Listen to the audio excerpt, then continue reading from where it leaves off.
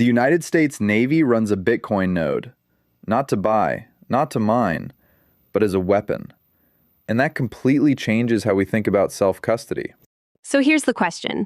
If a combatant commander can run a full node for national security, what does that mean for the node you run in your apartment? Today we break down the strategic shift, the technical reality, and the practical takeaway for every Bitcoin operator. No hype, no speculation, just what actually happened and what it means for you. Admiral Paparo confirmed in April 2026 that INDOPACOM operates a live Bitcoin node to monitor the network and test proof of work for cyber defense. This is the first public confirmation from a sitting combatant commander. And it's not about trading or mining. A full node validates every transaction independently. The Navy isn't using Bitcoin as money. They're using the protocol itself as infrastructure. Same software anyone can run. That's the key insight. Bitcoin Veterans is building a community where service, purpose, and Bitcoin come together. Through education, events, podcasts, and meetups, they help veterans connect, learn, and find a new mission in the Bitcoin space. Learn more at bitcoinveterans.org. So, Mike, let's pin down exactly what we know here. Admiral Samuel Paparo, commander of U.S. Indo-Pacific Command, goes before Congress and says out loud, "We run a Bitcoin node. Not for mining Bitcoin, not for holding it as an asset, for monitoring the network and running operational tests." Why would a military command bother? Right. This is the part that's easy to misunderstand. When most people hear Bitcoin in the military, they think either confiscation or buying the dip. But this is totally different. The Navy is using the Bitcoin protocol's proof of work mechanism as a tool to impose costs on network attackers. Think of it like this. The Navy checks the strength of a rope before trusting it to tie up a ship. They're testing the material's properties.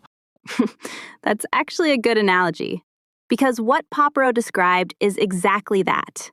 They're using the cryptography, the blockchain, and specifically proof of work to make network attacks economically irrational. If an adversary tries to disrupt or corrupt the network, they have to pay real energy costs. It's a defensive mechanism. And critically, no mining, no investing. Just a full node. That means they're running the same Bitcoin core software anyone can download. They maintain a complete copy of the blockchain, validate every transaction and block independently. Among roughly 15 to 20,000 public nodes, INDOPACOM is now one of them. So the node is real. Now, why would a military command care about a permissionless network? What's the strategic play here? This is where it gets interesting. Paparo didn't just say it's for cyber defense. He specifically linked it to American power projection in the Indo-Pacific theater. That region is the main stage for competition with China. And the timing is everything, because rivals are already active. Russia controls roughly 16% of Bitcoin's hash rate. China has been accumulating Bitcoin despite their mining ban. North Korea and Iran use crypto to evade sanctions. The U.S. military sees this landscape and says, we need to understand this network from the inside. But here's what's really wild.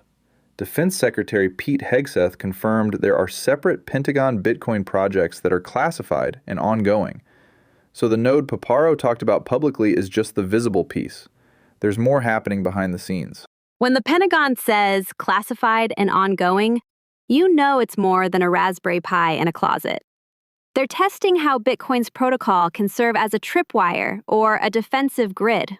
Not offensive, but it imposes asymmetric costs on anyone trying to attack U.S. networks. Let me push back on that a bit, though. If one military node doesn't threaten decentralization, does this change how we think about Bitcoin's legitimacy? Some people hear military adoption and worry about co-option or surveillance. That's the right question. Here's what I keep coming back to. Running a node gives zero surveillance capability.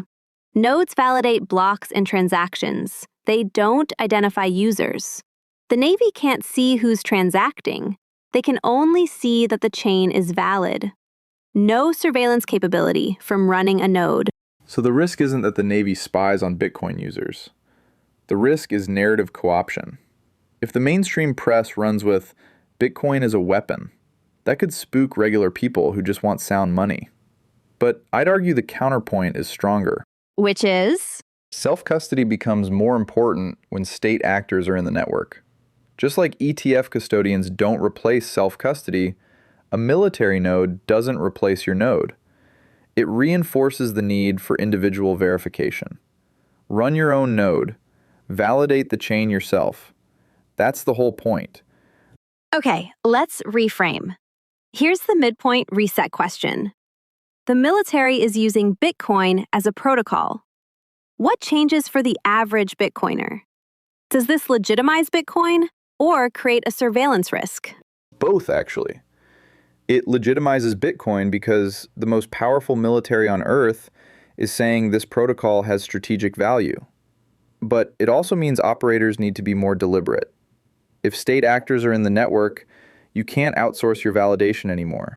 Bitcoin Veterans is a group of military veterans, and Bitcoin advocates focused on education, community, and helping veterans build purpose and resilience through Bitcoin.